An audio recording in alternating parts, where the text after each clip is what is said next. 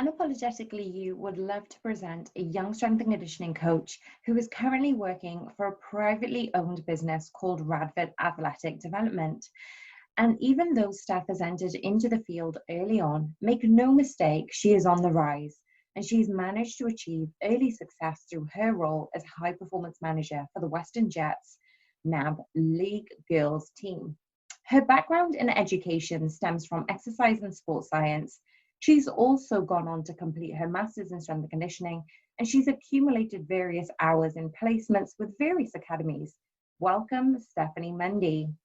So Steph and I are going to be chatting with one another one-to-one. And I just wanted to thank our audience for sticking by us and just listening to us on our episodes as we evolve our own series on Unapologetically You. Yeah, apologize that Kelly's not here and she is super busy and inundated, but I'm so glad that you have taken time to come onto this podcast for Unapologetically You. So thank you so much. And I was just wanting to bring you on this cast because I wanted to encounter some of your experiences within the S&C field. And there is plenty of research in the lack of female representation in the industry. What made you get involved in the industry? Well, if we take it back to when I actually went into university and left school, I didn't even know what S&C was or strength and conditioning was. I had no idea. I just went into sports science because I love playing sport, and I thought, well, I mean, I can continue theoretically. So I just went into sports science, and funnily enough, through that, I met the man who is actually my athletics coach at the moment, Nev Down, shout out. And he obviously got to know me quite well through the coaching that he did with me.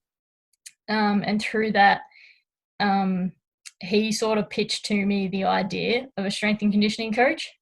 And that was probably in about my second year of university. And I was like, oh, no. At that time, I was a pretty shy person. And I was like, oh, I don't really want to be out in front of people. Like, I don't like public speaking. I hate that sort of thing. So initially I was like, no, not for me. But then throughout like uni, I did heaps of placements. Some of them in like exercise physiology, some in physiotherapy, some more in like the business side of things, some more in the nutrition side of things. And I was just like, every time I just went, this is boring. I don't really like this. Was that included in your course, or was that separate that you did reach out to those other areas? Yeah. Well, so our course, it had like it was an exercise sports science course, but then after your first year you had to pick like a major stream, and that either went through the rehab side of things. You either went down the rehab, teaching, coaching, or health sciences side of things. So that was like your nutrition sort of side of things. And so I sort of tried everything out just to give it all a go.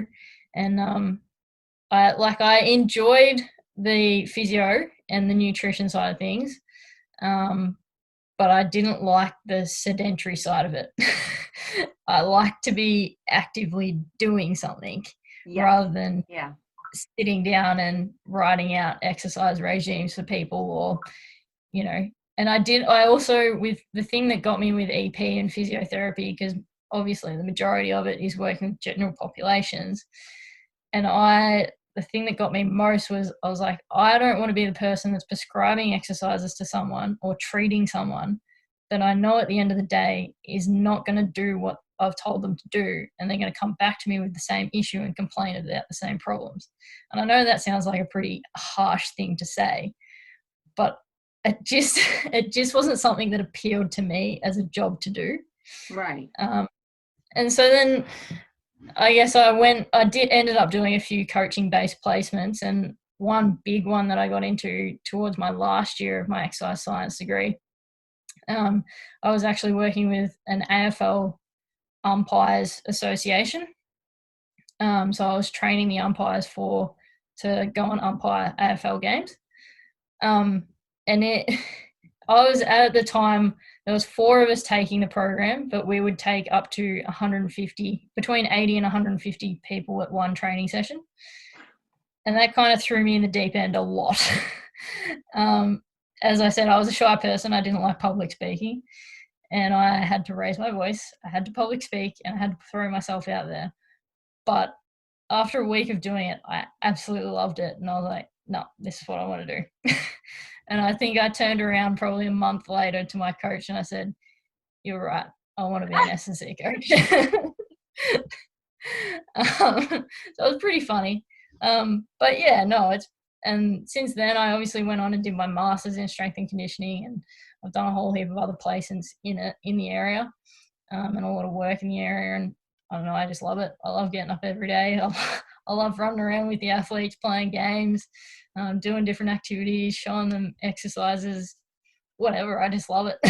Yeah, I'm with you on that one. It's so funny when you said that you were able to do it as a career because you loved playing sports, whereas I wasn't really a sporty girl, but I ended up loving being in the gym. And I remember just even my first couple of roles, being a coach, I'm like, I get to wear trainers, I get to wear t-shirts like all day. This is amazing. And I kind of like, are you the same thing of like, sometimes you pinch yourself because like, this is a pretty awesome gig, you know? It's like you get to not only influence people, but you're doing what you really enjoy, and that's quite rare. Yeah, I mean, I've loved seeing some of the Facebook memes and things that have come out lately of people that are like coming out of COVID restrictions, and they're like, oh no, I have to go and wear my actual work clothes. And I'm like, oh, I don't change. That's true. And it's great. Yeah. We just get to lounge like all the time. Joggers, you know, I remember when I was at Mercedes, it was like joggers, t-shirts, and I'm like, yeah, this is comfy. It's good. Yeah. Except when you get to the cold, and I hate the cold, so I've got like 5 layers on with a jacket, with a scarf. That's the only time I didn't like running onto the pitch and back and helping the girls in rugby when I'm like, it's freezing. Why can't rugby be a summer sport? I'll admit I also don't like the cold. And sometimes, like, I would rug up in the morning, but now I've found that, like, I'll rug up, but then I'll go to demonstrate an exercise or do something, and I'm like, I have too many layers on, like, I'm not showing you what I should be. So base then I'm layers. Like, no, I'm just gonna have to freeze. They are a godsend, base layers. And then just loads and loads of layers. Okay, so being a female coach, and coaching both male and female athletes and general pops, what have you thought are the differences or obstacles, if you have encountered any, as a female coach?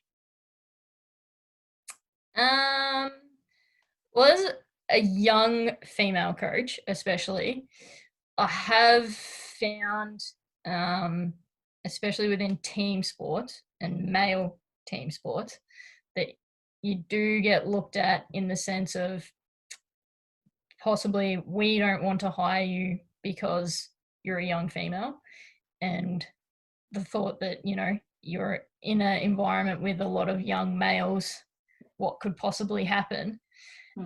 But my thought process is, I'm not interested in going to work to find a partner. I'm interested in going to work to do my job. Like, I don't want to be there to find a partner in life or mess around with other people. I want to be there to do a job. So I don't see what the issue is, but I can also understand from their context, because, you know, it's probably it possibly has happened in the past. So, you know, I don't know, but that's probably one of the bigger things that has probably been, or not pointed out to me, but you like has kind of come up to me as something when I've been applying for jobs and looking at different employment opportunities, and it's like, well, is there any point in me applying for that job when I know I'm probably going to get knocked back? But so has that prevented you from applying for the job at those times, or has it kind of forewarned you that you're a bit selective of where you apply now? No, probably more that it's just like it's in the back of your mind. Like I'll still apply for a job just because I'm that sort of person. I just put my application in for anything. I'll put my hand up. But in the back of my mind, I know that if I'm given an interview, that there might be a little bit of bias behind that interview.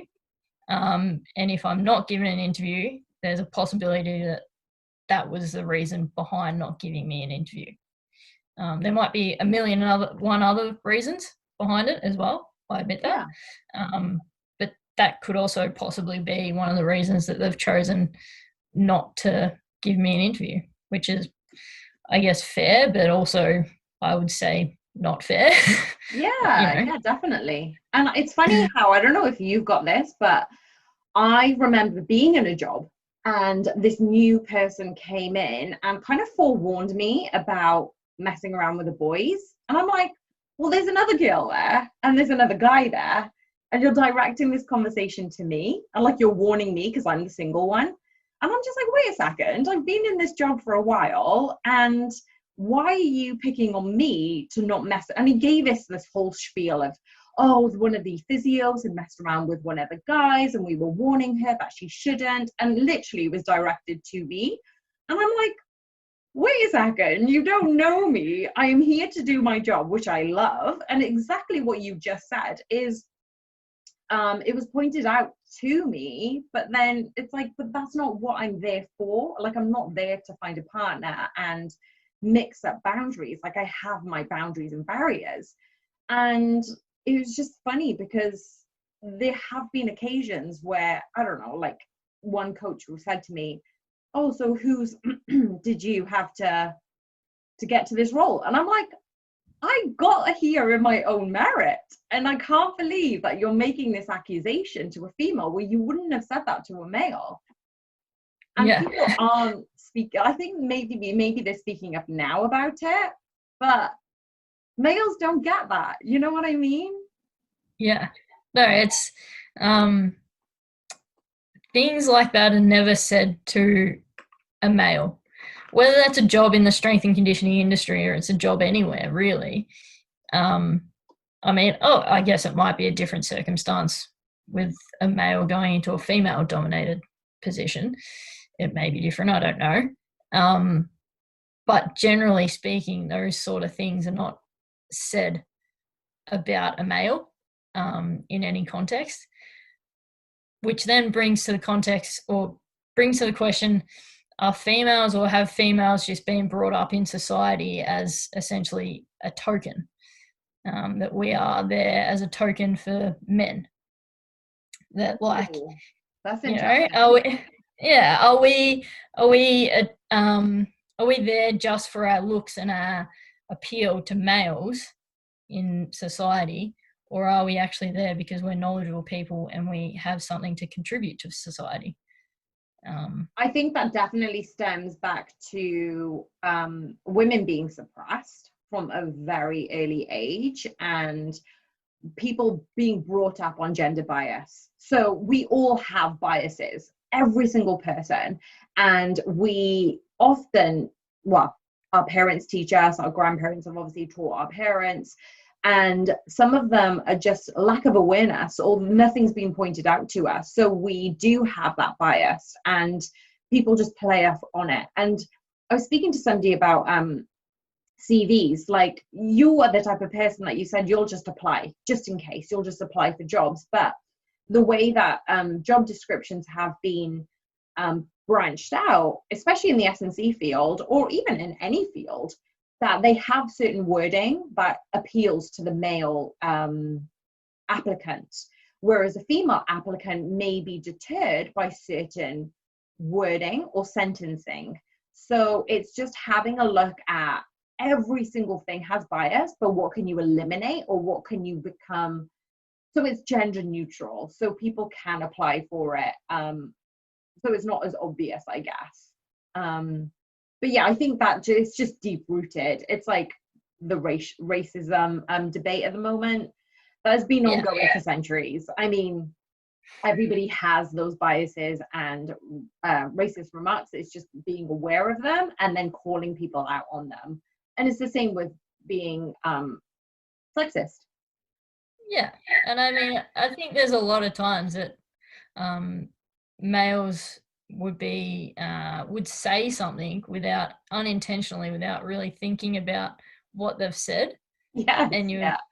you kind of look at it and go, you kind of just undermined me just by what you said. But or like they might be congratulating you on something that you've done, and then you're going, did I need that congratulations though? Was that necessary in this context? Because it's my job. Yeah, Like, I get what you mean. Yeah. Yeah. I remember being in a role and I thanked or I congratulated everyone for the team, and it was a successful weekend workshop kind of thing. And it was a coaching delivery session. So I coordinated the whole weekend and a series of weekends, but that was our first like kind of diabolical one. It could have gone to the pan, right? But it didn't, Yeah. and it worked out well. And everybody was happy, and we had successful coaching sessions within that. And I had literally come out with, guys, that was really great. Like, thank you everyone for participating and getting involved. And it genuinely just came from the heart. And a couple of days later, I remember hearing on the grapevine of that was pretty condescending. And I'm like, I've never had that intention to say, to talk down to people. It's like, I'm just humble in actually appreciating that this has actually turned out really well. But to that male person, he was like, well, why is she talking to me like that? Like, I'm superior than her. And I'm like, whoa, like, I don't even know where that came from. And it was just like, obviously it stuck with me because we're having this conversation, but it's nothing that I don't do it disingenuinely. Like, I say it because I mean it or I appreciate it. Like, I hate bullshit. Like, just be honest, right? Yeah. And Exactly. It's funny how males have this, they spew out this information, but they're often not called up on it. And I feel like it's our job to actually say, well, wait a second, no, I don't agree with that, or that's inappropriate. Yes. Yeah, there's definitely times that they'll just say things and don't really think about what they've said, and you go, that's not appropriate for you to say right now. Yeah. So we have to check ourselves and check others around us, right? So maybe that's one of the things that we can kind of encourage our listeners to do, is think about what you're saying. And I'm guilty of that. I am so guilty of like spewing out stuff, and I'm like, maybe I shouldn't have said that. I think everyone is. Good. I'm glad I'm not the only one. So it's funny about, consistency is still male dominated as an industry. And I'm not sure what it's like in Australia where you are, but having a lack of female role models, if you were given the opportunity, what would you change within the industry? So would you have more role models as females? Would you be open to like more internships for females specifically? Would there be token roles? I don't know. Like, if you had all the power in the world, what would you do? I think I'd start small. Start small and work your way up.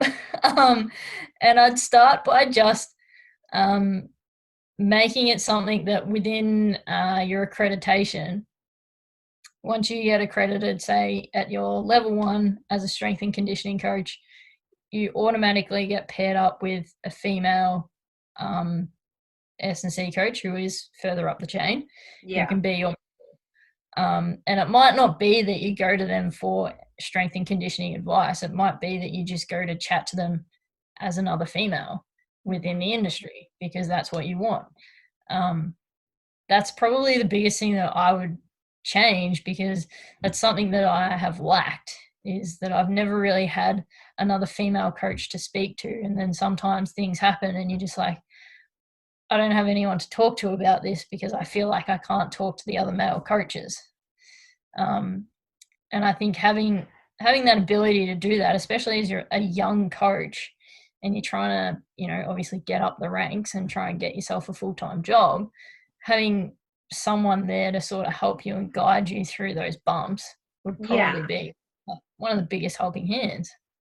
And it's not just about female role models. I feel like male role models give us that opportunity as well. It's just, aren't we looking for diversity in the experience? So it's not just females, but as males can have so much knowledge and give us insight about their experiences and their opportunities and their way of approaching certain coaching and management positions. But then on the flip side, like, you could encounter females who've never coached other females, and that's okay. It's just understanding their experience. And as a young coach, or even now as a coach 10 years later, I still feel like, give me more information. Like, it's okay that you've had a different experience, but let me understand it, let me hear it. Like, how can we incorporate it? You're not going to take everybody's word as gospel, but it gives you an opportunity to kind of take in, all right, so you approached it this way, how did you approach it, you know?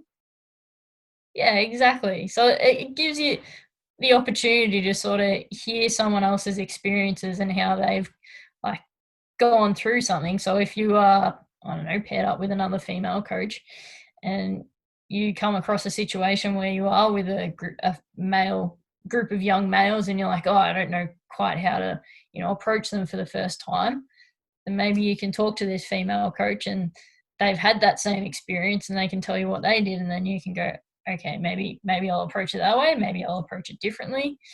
But it sort of just gives you a bit of guidance, and but it doesn't even have to be about that. It could be, it could be anything, but it might just be on a topic that you don't want to talk to another male about. Even. Yeah, your relationships are going to be different anyway, right? And it was funny because when you mentioned that, it's basically, if you end up having something in common, doesn't matter what it is. So say, for example, sex is the only thing that you've got in common, and you're like, well, okay, boys have their boys club, but girls still have, right, well, she's another girl, I've got that in common with her.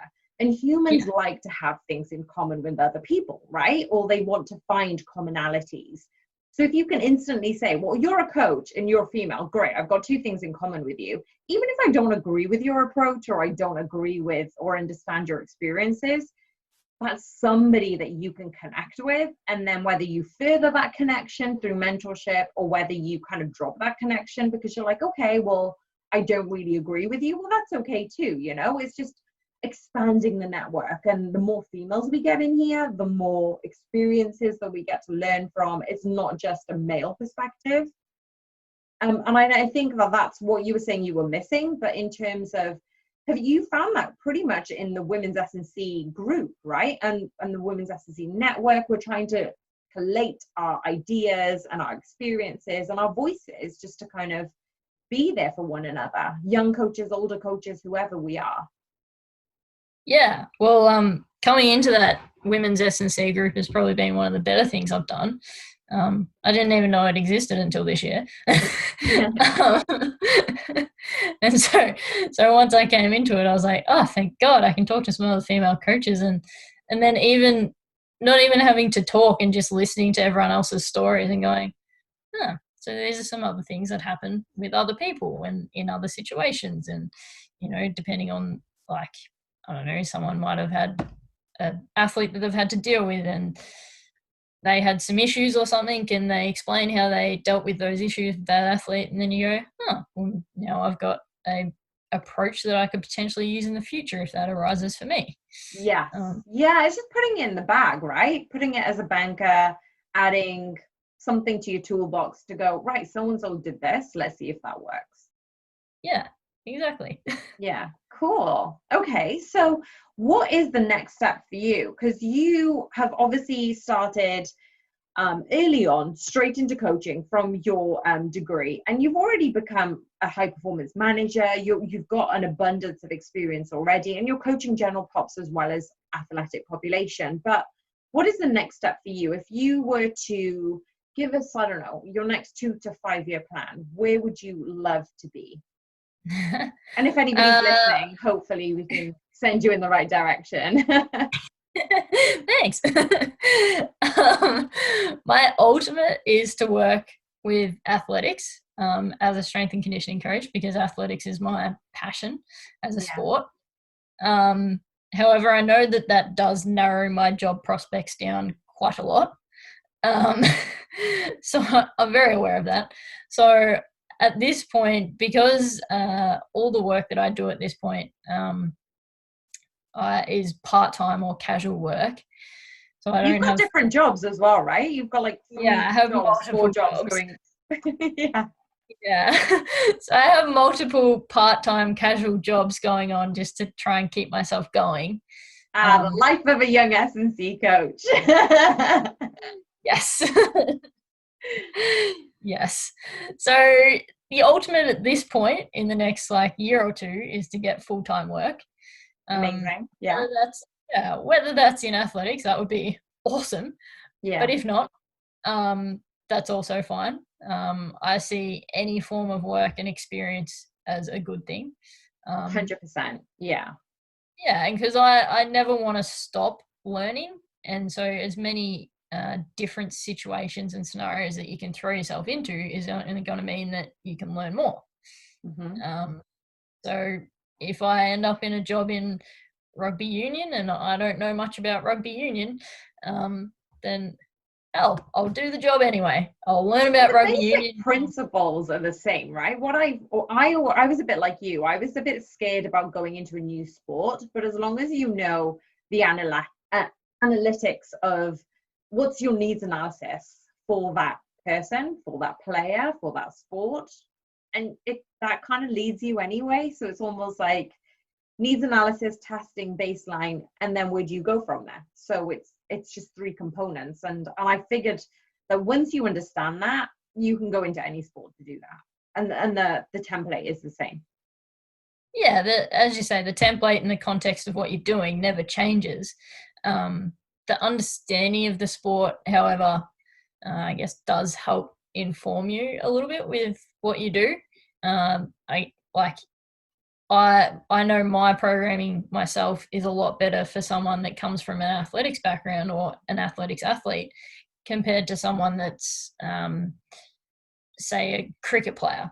I can still program for them. I'm not saying I can't, and I'm not saying I can't help them improve. But I would say that my level of programming is a lot better for an athletics athlete than it is for a cricket player, purely because I have that knowledge in athletics compared to what I have in cricket. But this is good. You've obviously found a niche that you want to go in, because a lot of times strength and conditioning coaches, they either have the idea of, oh, I want to work in rugby or I want to work in football. And then, like you said, even if they didn't have prior knowledge of that sport, it just builds anyway. So even if you weren't an athlete in that sport, you can still build that knowledge because you're surrounded by it, and you're basically just specifically looking at that as a sport and then building that experience, right? Yeah, exactly. So if I ended up in rugby union, I'd just do a heck of a lot of research on it and I'd soon learn pretty quick. Yeah, true, right? I remember doing the same thing. I was like, oh my goodness, I need to know the positions and I need to do this and why do they do that and how many meters do they run? And yeah, it's just needs analysis of everyone, because then you need to know the comparisons between your player, because I was coaching individuals, but then I was also coaching a team. So I'm like, I still have to know if they're forwards, if they're backs, if they're, wingmen or whoever it is, basically. So yeah, I completely agree with you. It's easier if it's a sport that you love and you've been ingrained in, but it's a little bit more difficult if you kind of just, you've not known anything. Like cricket, I don't know that much about cricket. All I know is 2020 is really quick. Yeah. So it was funny because you were saying that you absolutely love what you do and you enjoy just the day-to-day programming, actually delivering coaching. But what actually motivates you? What motivates you to get up and do those three jobs?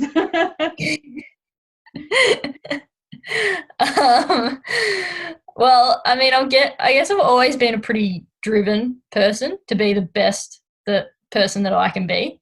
And I've always wanted to achieve my goals, which I think comes from my competitive sporting background.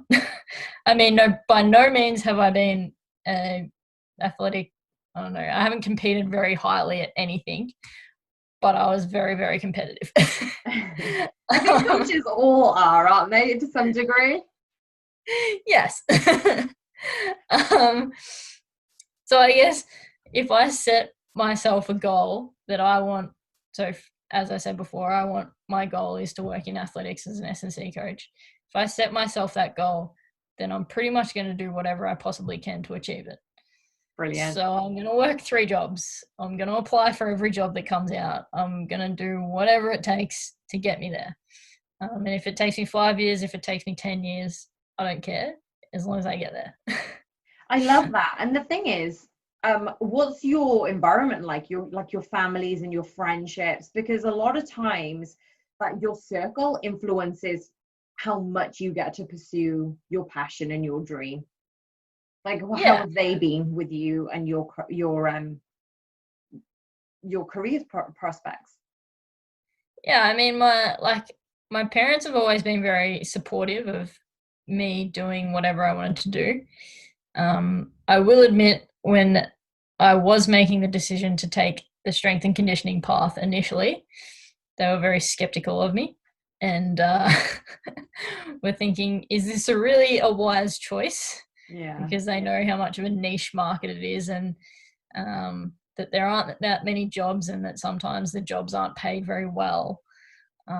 Sometimes you're abused by doing unpaid internships that should be paid. And they knew all of that. And so they were slightly skeptical, I guess, of me taking on this dream of doing what I love. But by the same token, they know how much of a driven and determined person I am. And they know that I'm going to do whatever it takes for me to get a job. So they know that I'm not going to say that I want to be an S&C coach and then sort of rest on my laurels and not do enough to actually get there. Yeah. They know I'm going to keep pushing until I do. So they've always been supportive of me in that way. And I guess my friendship circles, most of my friends are polar opposites to what I am. And they're not like very active people, but that's okay. Balance. That's true. That is true. Balance. I love that. Yeah, and like they're good people, and they would never try and stop me from doing what I want to do. And they're always like, every time I achieve something, they're always like, "Oh, you're so awesome," and I'm like, "No, I'm not. I worked hard." That's amazing. That's really good. And that's definitely sometimes easier if you've got that circle rather than having to battle with people who aren't so supportive. So, Yeah. that's a beautiful answer. I love that. Okay, so I'm going to throw a little bit of a spanner into the mix. So, because you work various jobs to stay in S&C, and that's so admirable, I did the same thing. So, I can completely resonate with you on that. If there was another job in the world that you would do out of S&C, what would it be and why? Well, I can tell you one thing, it certainly wouldn't be lifeguarding. I hate that. No. But no, if I could, I would probably go into actually nutrition or physiotherapy. Okay. As much as I did say at the beginning, I didn't like those jobs because they were sedentary. If I couldn't do what I'm doing now, they would be my second options. Okay. Because I am like super interested in the human body, how it works, fueling it correctly, and then just managing it and rehabbing it correctly are all things that I'm interested in. So there are probably 2 other paths that would possibly interest me. Nice. But we're like second best to doing S&C. Awesome. I like that answer. Good answer. Okay, Yeah. So final question. Well, final but one, because our last question isn't really a question. But if you would give one piece of advice to another younger coach who is listening, who is obviously in this troubled time of S&C roles, gyms closed, areas that have obviously been in lockdown, what advice would you give them? Currently, I would probably say just look for any potential opportunity for you to further yourself wherever you can. Whether that's if you have the capacity to coach 2 people at once, coach 2 people at once. If it's if you can't do that and it means that everything has to be online, then I don't know, maybe make some potential online classes that you could take people with, do them online with Zoom or whatever. Or even just, I guess you could do what I've done and just go out and ask to talk to people over Zoom. I haven't been able to physically meet anyone, so I've just gone and done it over Zoom. And I've created a network that way. But if it wasn't in COVID and you had the opportunity to go out and do whatever you wanted to do, then I'd just say throw yourself in the deep end. There's no better way to learn than just to throw yourself in the deep end. I was pushed. So that's even better. I'm like, no, I need armbands, you know. And I'm like, that was a really good learning experience.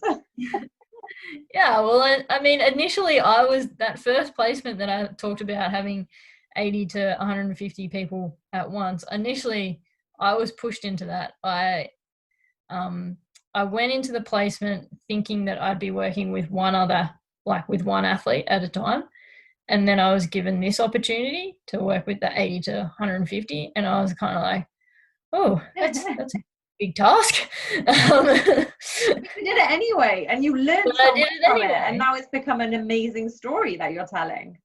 Yeah, exactly. And now it's one of those things that I'm just like, I'm so thankful that I did it, because it's one of those things that turned my I guess my thinking of the whole S&C career path around, and I was just like, nope, yep, this is what I want to do. Yeah, that's amazing. That's so good. Oh, amazing. Cool. So last question.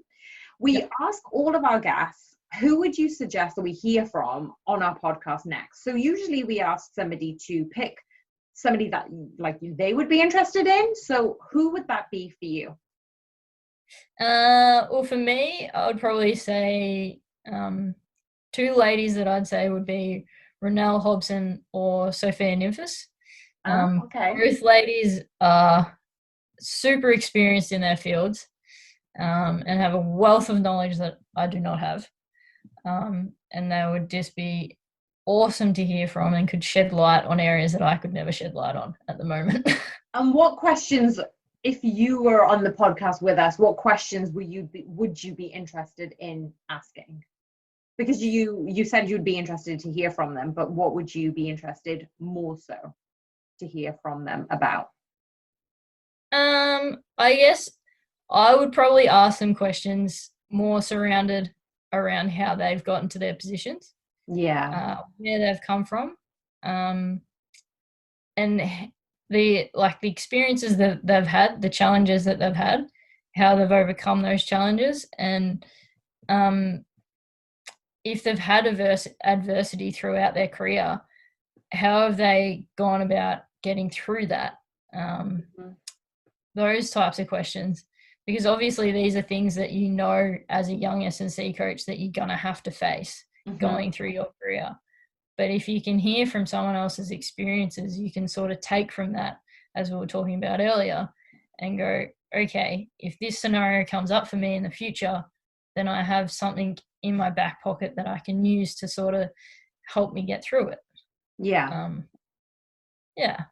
Great people. Amazing. I was just writing down those two people. I'm actually, we are in conversations with Sophia, but she's a very busy lady. So hopefully she comes on the podcast with us, because I find her, I admire her so much. I saw her speak in the UK SEA conference a couple of years ago, and I'm in awe of her. She is so experienced, so knowledgeable, and just somebody you would like to be friends with, right? Like I would love to be friends with her and just pick up the phone and be like, Sophia, what's your answer on this? So definitely. Well, hopefully if she's listening, you've got more and more people advocating you to come on this podcast, and we would welcome you. But for now, I just wanted to say thank you so much for taking time out to speak to us. It's been so interesting to hear about your backgrounds and your experiences. And it's just nice to hear from somebody who's just doing their own thing and enjoying the process. I think we're always taught to enjoy the journey, that we're going on, and you kind of epitomize that, and you're putting yourself out there and working hard. So it's so admirable. Thank you so much for taking time out to speak to us. Well, me. I'm speaking on behalf of Kelly too. No, well, thank you for wanting to chat to me. It's been interesting times through COVID, but it's been an opportunity, I think, greatly to sort of learn from past experiences and make you appreciate things differently. And I mean that in the context of, like, I've always worked very hard throughout my life, and I've always pushed myself. But having had this COVID and everything's had to stop, it kind of gives you the realization that you do need time for yourself as well, and that you do need time to sort of let yourself be. So I guess in saying that, it's been awesome being able to come onto this podcast and being able to meet the people that I've met through the Zoom calls that I've done, because I've had the time to take out for me, where I've been able to reflect and go, this is something I want to do and something I feel I need to do for me. And so I think that's probably another thing that people could learn from as well. Like, take the time for yourself and learn what you need to do for you. I love that. It's amazing. Thank you so much.